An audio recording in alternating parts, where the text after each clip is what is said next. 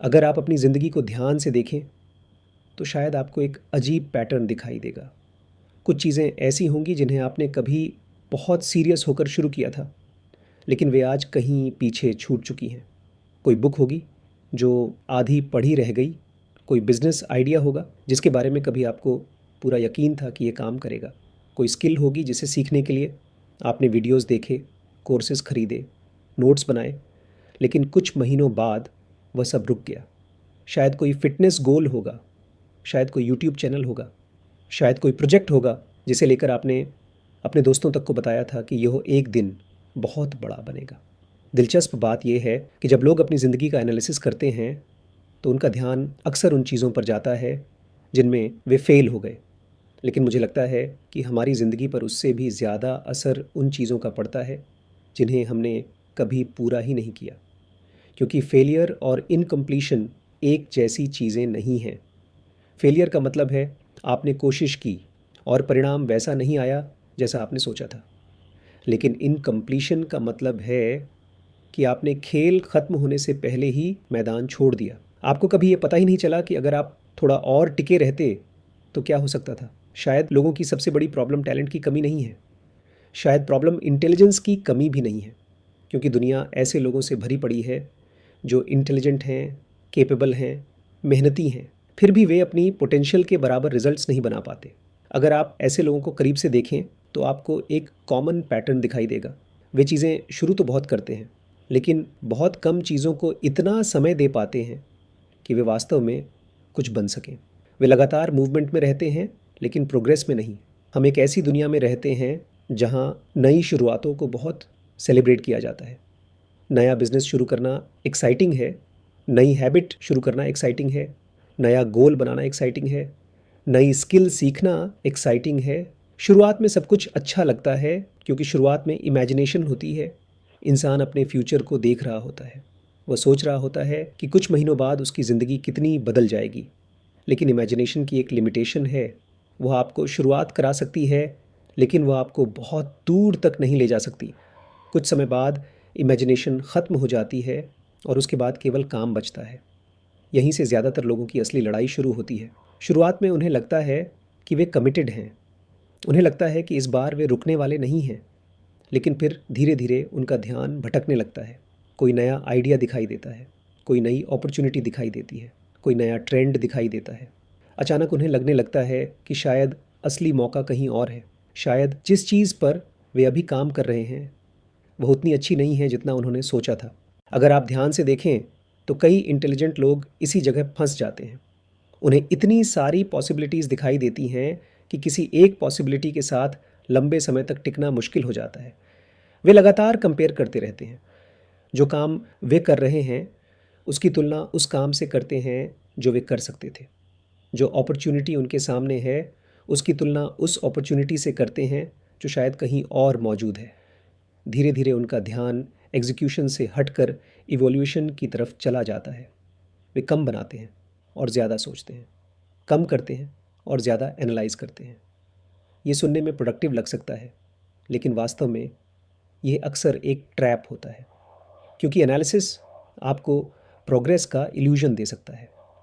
आपको महसूस हो सकता है कि आप आगे बढ़ रहे हैं क्योंकि आप सीख रहे हैं, रिसर्च कर रहे हैं, कंपेयर कर रहे हैं। लेकिन लर्निंग और बिल्डिंग अलग अलग चीज़ें हैं। नॉलेज कलेक्ट करना और वैल्यू क्रिएट करना अलग अलग चीज़ें हैं। कई लोग वर्षों तक सीखते रहते हैं लेकिन कुछ बनाते नहीं, और कई लोग परफेक्ट नॉलेज के बिना भी कुछ बनाना शुरू कर देते हैं। अंततः दुनिया बिल्डर्स को रिवॉर्ड करती है, रिसर्चर्स को नहीं।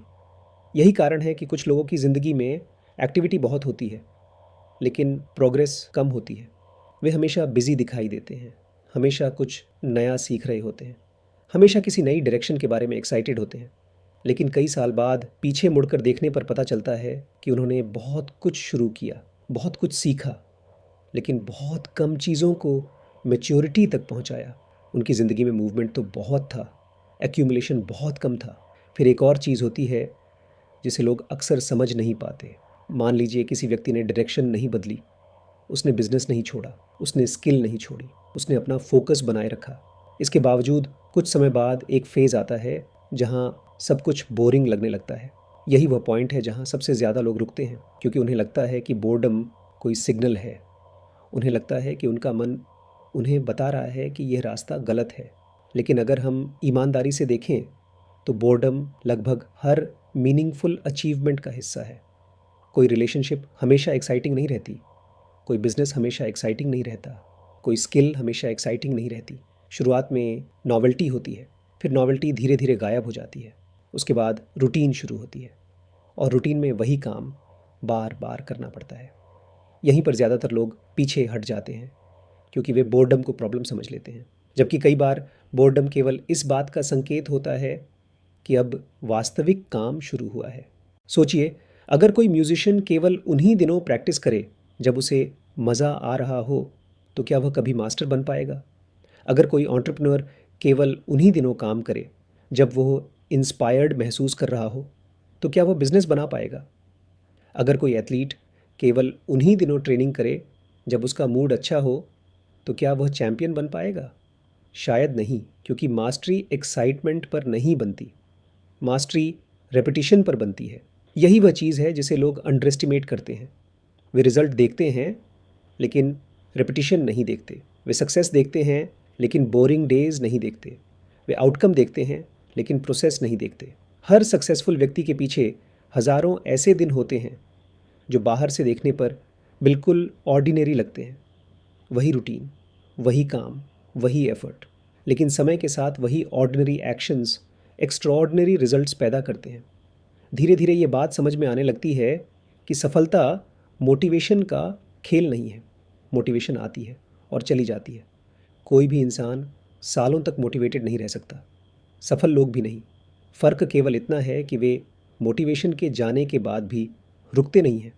वे बोर्डम के बावजूद काम करते हैं, वे अनसर्टेनिटी के बावजूद काम करते हैं। वे उन दिनों भी काम करते हैं जब उन्हें कोई ख़ास प्रोग्रेस दिखाई नहीं देती। यहीं पर कंप्लीशन की साइकोलॉजी शुरू होती है। जब कोई व्यक्ति बार बार चीज़ें अधूरी छोड़ता है तो केवल प्रोजेक्ट अधूरा नहीं रहता, उसके भीतर अपने बारे में एक धारणा बनने लगती है। धीरे धीरे उसे खुद पर कम भरोसा होने लगता है। उसे महसूस होने लगता है कि वह शुरुआत तो कर सकता है लेकिन अंत तक नहीं जा सकता। वह गोल्स बना सकता है लेकिन उन्हें निभा नहीं सकता। ये फीलिंग धीरे धीरे उसके कॉन्फिडेंस को खा जाती है। दूसरी तरफ जब कोई व्यक्ति छोटी छोटी चीज़ें भी पूरी करना शुरू करता है तो उसका दिमाग एक अलग कहानी सीखने लगता है। उसे महसूस होने लगता है कि उसके शब्दों का वज़न है, कि अगर उसने कुछ करने का फ़ैसला किया है तो वह उसे पूरा भी कर सकता है। यही सेल्फ ट्रस्ट की शुरुआत है। और शायद सेल्फ ट्रस्ट उन सबसे वैल्यूएबल एसेट्स में से एक है जो कोई इंसान बना सकता है, क्योंकि जिस व्यक्ति को खुद पर भरोसा होता है उसे हर समय मोटिवेशन की ज़रूरत नहीं पड़ती। उसे हर समय किसी मोटिवेशनल वीडियो की ज़रूरत नहीं पड़ती। उसे हर समय किसी एक्सटर्नल पुश की ज़रूरत नहीं पड़ती। उसे पता होता है कि अगर उसने कोई कमिटमेंट लिया है तो वह उसके साथ बना रह सकता है। यहीं पर एक प्रैक्टिकल सवाल पैदा होता है। अगर कंप्लीशन इतनी महत्वपूर्ण है तो इसे डेवलप कैसे किया जाए? शायद इसका जवाब उतना कॉम्प्लिकेटेड नहीं है जितना लोग सोचते हैं। ज़्यादातर लोग अपनी ज़िंदगी बदलने के लिए बहुत बड़े गोल्स चुन लेते हैं। वे एक साथ 10 चीज़ें बदलना चाहते हैं। वे एक साथ फिट होना चाहते हैं, बिजनेस बढ़ाना चाहते हैं, नई स्किल सीखना चाहते हैं, बुक्स पढ़ना चाहते हैं, कंटेंट बनाना चाहते हैं। परिणाम ये होता है कि उनकी एनर्जी बिखर जाती है। शायद बेहतर अप्रोच ये है कि आप अपनी ज़िंदगी में मौजूद किसी एक अधूरे काम को चुनें। कोई बहुत बड़ा प्रोजेक्ट नहीं, कोई ऐसा काम जो वास्तव में पूरा किया जा सके। फिर उसके साथ तब तक बने रहे जब तक वह पूरा ना हो जाए। ये सुनने में छोटा कदम लगता है, लेकिन उसका साइकोलॉजिकल इम्पैक्ट बहुत बड़ा हो सकता है, क्योंकि उस कंप्लीशन के साथ आप केवल एक प्रोजेक्ट पूरा नहीं कर रहे होते। आप अपने दिमाग को एक नया एविडेंस दे रहे होते हैं। आप उसे बता रहे होते हैं कि इस बार कहानी अलग है। और शायद यही वह पॉइंट है जहाँ ज़िंदगी बदलनी शुरू होती है। किसी बड़ी मोटिवेशन से नहीं, किसी सीक्रेट स्ट्रैटेजी से नहीं, किसी मैजिकल इंसाइट से नहीं, बल्कि उस सिंपल मोमेंट से जब कोई व्यक्ति अपने आप से किया हुआ एक वादा निभा देता है। अगर इस पूरी डिस्कशन से केवल एक बात याद रखनी हो तो शायद वह ये है कि आपकी ज़िंदगी की सबसे बड़ी प्रॉब्लम नॉलेज की कमी नहीं है। आपको शायद अगली बुक की ज़रूरत नहीं है, शायद अगली स्ट्रैटेजी की भी ज़रूरत नहीं है, शायद अगला गोल भी ज़रूरी नहीं है। संभव है कि आपको केवल उन चीज़ों को पूरा करने की ज़रूरत है जिन्हें आपने पहले ही शुरू कर रखा है, क्योंकि कई बार ज़िंदगी बदलने वाला ब्रेक थ्रू किसी नई शुरुआत में नहीं छिपा होता, वह उस अधूरे काम के अंत में छिपा होता है जिसे आप महीनों या वर्षों से टाल रहे हैं। और शायद यही कारण है कि सक्सेस का सवाल इंटेलिजेंस का सवाल नहीं है, ये कंप्लीशन का सवाल है। दुनिया आपको आपके इंटेंशंस के लिए रिवॉर्ड नहीं करती, दुनिया आपको उस चीज़ के लिए रिवॉर्ड करती है जिसे आपने वास्तव में पूरा किया है। अब अंत में एक बात कहना चाहता हूँ। इस पूरी वीडियो में हमने कंप्लीशन की बात की। हमने बात की कि क्यों लोग बार बार शुरुआत करते हैं, लेकिन बहुत कम लोग किसी चीज़ को उस लेवल तक ले जा पाते हैं जहाँ वह वास्तव में उनकी ज़िंदगी बदल सके। दिलचस्प बात यह है कि ज़्यादातर लोगों को यह पता होता है कि उन्हें क्या करना चाहिए। उन्हें पता है कि हेल्थ इम्प्रूव करनी है, बिजनेस पर फोकस करना है, डिस्ट्रैक्शंस कम करने हैं, स्किल्स डेवलप करनी है और अपने जीवन में क्लैरिटी लानी है। प्रॉब्लम ये नहीं है कि उन्हें रास्ता नहीं पता, प्रॉब्लम ये है कि कुछ समय बाद रेजिस्टेंस शुरू हो जाता है, डाउट्स आने लगते हैं, फोकस टूटने लगता है, फिर कोई नया आइडिया दिखाई देता है, कोई नई अपॉर्चुनिटी दिखाई देती है और व्यक्ति फिर से उसी साइकिल में प्रवेश कर जाता है जिसमें वह वर्षों से घूम रहा होता है। इसी वजह से मैंने हमेशा माना है कि ज़िंदगी में ग्रोथ केवल इन्फॉर्मेशन से नहीं आती। इन्फॉर्मेशन आज हर जगह उपलब्ध है। कोई भी व्यक्ति कुछ घंटों में सैकड़ों वीडियोस देख सकता है, दर्जनों बुक्स पढ़ सकता है और हज़ारों आइडियाज़ कलेक्ट कर सकता है। लेकिन इन्फॉर्मेशन अपने आप बिहेवियर नहीं बदलती। बिहेवियर तब बदलता है जब आपको सही पर्सपेक्टिव मिले, जब कोई आपको उन पैटर्न्स को दिखा सके जिन्हें आप खुद नहीं देख पा रहे, और जब कोई आपको उस डायरेक्शन में बने रहने में मदद करे जहां वास्तविक ग्रोथ संभव है। कई बार हमें किसी नए आंसर की ज़रूरत नहीं होती, कई बार हमें केवल उस आंसर के साथ लंबे समय तक बने रहने की ज़रूरत होती है जिसे हम पहले से जानते हैं। अगर आपको लगता है कि आपकी ज़िंदगी में भी यही पैटर्न चल रहा है, अगर आपको लगता है कि आप जानते बहुत हैं लेकिन एग्जीक्यूट कम कर पाते हैं, अगर आपको लगता है कि बार बार नई शुरुआत करने के बाद भी आप उस लेवल के रिज़ल्ट्स नहीं बना पा रहे जो आप बनाना चाहते हैं, तो नीचे दिए गए व्हाट्सएप नंबर पर मैसेज करके ZMI के बारे में जानकारी ले सकते हैं। ZMI का उद्देश्य आपको और इन्फॉर्मेशन देना नहीं है, इन्फॉर्मेशन तो पहले से बहुत है।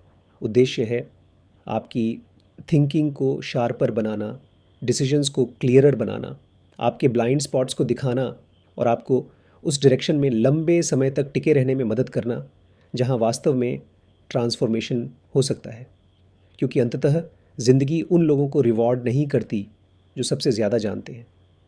ज़िंदगी उन लोगों को रिवॉर्ड करती है जो सही चीज़ पर पर्याप्त समय तक टिके रहते हैं। और शायद यही कंप्लीशन का असली अर्थ है। किसी काम को ख़त्म करना भर नहीं, बल्कि उस इंसान में बदल जाना जिस पर उसके अपने शब्दों का भरोसा किया जा सके।